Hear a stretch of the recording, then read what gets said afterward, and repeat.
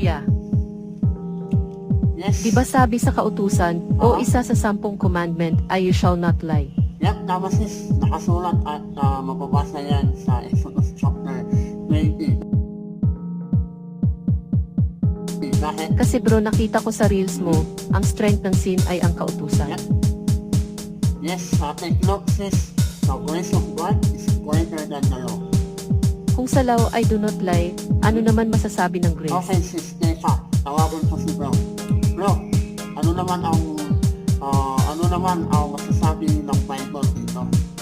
Yes bro, narinig ko. In Ephesians chapter 4 verse 15 says, in Tagalog.